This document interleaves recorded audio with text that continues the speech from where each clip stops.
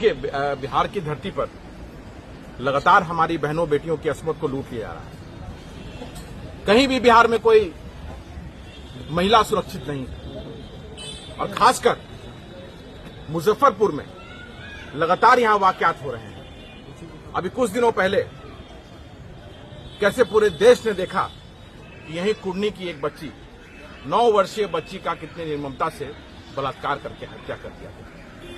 आज फिर मुजफ्फरपुर में औराई की बेटी के साथ उसी निर्ममता से बलात्कार किया गया और हत्या करने के इरादे से उसके सर को बुरी तरह से कुचला गया और उसे घटनास्थल से काफी दूर ले जाकर फेंक दिया गया। वो तो स्थानीय कुछ लोगों ने उठा करके उसको समय पर अस्पताल प्राथमिक उपचार उसका कराया, तो उसके बाद पुलिस यहां लेके आई।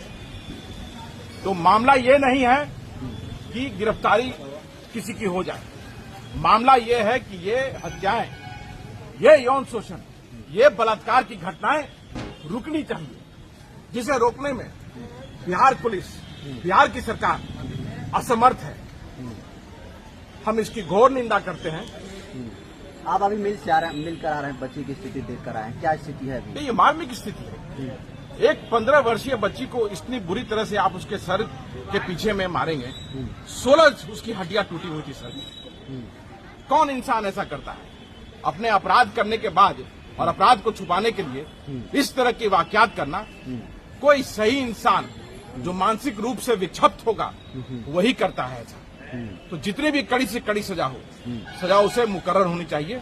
लेकिन हमारा बार बार ये कहना है कि किसी एक अपराधी के पकड़े जाने से, किसी एक बलात्कारी या किसी एक हत्यारे के पकड़े जाने से इसका निराकरण नहीं होना है। इसका निराकरण तभी होगा कि जब पुलिसिंग मजबूती से होगी, जब लोगों के मन में ये डर रहेगा कि अगर हम अपराध करेंगे तो हम बच नहीं सकते हैं और हमें काल कोठरी में उसकी सजा भुगतनी होगी। तो वो डर लोगों में नहीं है, क्योंकि पुलिस ने छोड़ रखा है, फ्री छोड़ रखा है। और जहां भी कहीं हमारा दबाव होता है, विपक्ष का दबाव होता है, तो पुलिस तब वहां पे एक्शन लेती है। और नहीं तो बिहार की पुलिस किस तरह से भ्रष्ट है, पैसे लेकर के किस तरह से अपराधियों को बचाने का काम करती है, ये मुझे बोलने की आवश्यकता नहीं है। ये पूरे बिहार में ऐसा हो रहा है।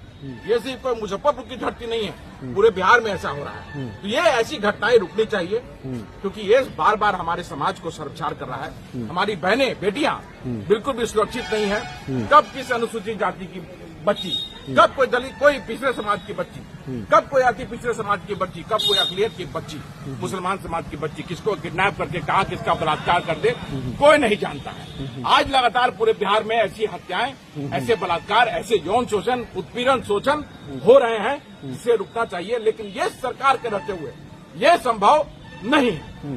परिवार का रो का बुरा हाल है, लेकिन अब अपराधी पकड़े जा चुके हैं। भाई, मैं आपको कह रहा हूं ना कि एक अपराधी को पकड़ने से इसका क्या समस्या का हल हो रहा है? एक अपराधी को पकड़ लिया, कल मुजफ्फरपुर छोड़ करके दरभंगा में एक कांड होगा, उसके बाद पूर्णिया में होगा, पटना में होगा, गोपालगंज में होगा। लगातार बिहार के हर जिले में ऐसी घटनाएं हो रही है। चाहे गोपालगंज में राधिका का यौन शोषण करके हत्या कर दिया गया, औरंगाबाद में हमारी पूजा का इसी तरह से 15 वर्षीय लड़की का बलात्कार करके हत्या कर दिया गया। किस तरह से मुजफ्फरपुर में ही रूपा का हत्या करके बलात्कार करके हत्या कर दिया गया, कुर्नी में हमारी बच्ची का कर दिया गया।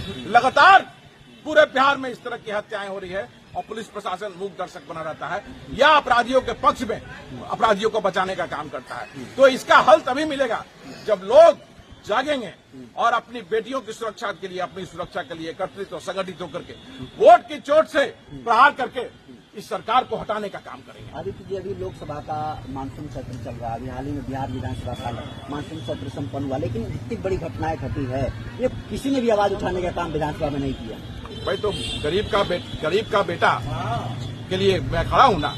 आज बिहार का अनुसूचित जाति विधायक लोग वोट लेकर जीत कर चले गए हैं, विधायक बन गए हैं और उनके विधानसभा में घट रही घटना तो बोलना तो चाहिए। तो मैं ये आपके माध्यम से पूरे बिहार की जनता को कहता हूं कि किसी भी पार्टी का कोई भी हो, अगर वो आपकी आवाज को नहीं उठाता है, आपका प्रतिनिधि अगर आपकी आवाज नहीं बनता है और शोषण, उत्पीड़न, हत्या, बलात्कार को नहीं रोकता है, तो उसे आप अपने प्रतिनिधि को बदलिए और हटाने का काम कीजिए। और जो आपके बीच से जो आपका भाई अगर आपकी आवाज को उठाता है, आपके लिए लड़ाई लड़ता है, उसे अपना प्रतिनिधि बनाइए। ये बहुत हो गया। ये सालों से हम देखते आ रहे हैं और हमारे गरीब भाई बहन लगातार उनके साथ शोषण, उत्पीड़न, हत्या और बलात्कार के मामले हो रहे हैं। कब तक? तो जनता से मैं कहना चाहूंगा कि जागो, अब ये समय आ गया है कि आप जागिए और वोट के चोट से अपने लोगों को सदन में पहुंचाइए ताकि आपकी आवाज को वहां पे बुलंद किया जा सके। जब भी चुनाव आता है लोग जाति के नाम पर वोट देते हैं, कब जो है ये मर्डर, हत्या, बलात्कार बड़ा मुद्दा बनेगा?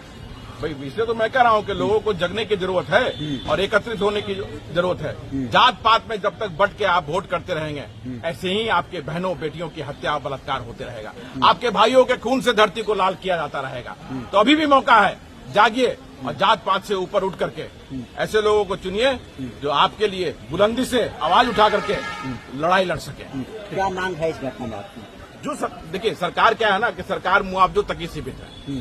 सरकार इनकी बच्ची का बलात्कार हुआ है, आज वो आईसीयू में है और जीवन मृत्यु से लड़ाई लड़ रही है। तो कुछ सरकार इनको मुआवजा दे देगी और बस मुआवजे तक ही वो सीमित रहेगा। इसके आगे सरकार कोई काम नहीं करेगी। सरकार सोचती है कि हमारा काम हो गया, हमने न्याय दे दिया, एक आदमी को पकड़ लिया और मुआवजा दे दिया, बस कहानी खत्म। ऐसा नहीं होना चाहिए। ये जो है ये तभी रुकेगा जब सख्त तरीके से कानून का राज स्थापित होगा और पुलिसिंग मजबूत तरीके से होगी, ताकि सोसाइटी में अपराधियों में पुलिस का भय हो। ये नहीं भ्रष्टाचार का भय नहीं। पुलिस आज क्या करती है? अपना रोब रसूख दिखा करके निरपराध लोगों को बंद करने का काम करती है। वो नहीं, मेरे कहने का अर्थ है अपराधियों के विरुद्ध एक मुहिम चलनी चाहिए जिससे कि वो माहौल उत्पन्न हो जिससे कि अपराध खत्म की तरफ हो।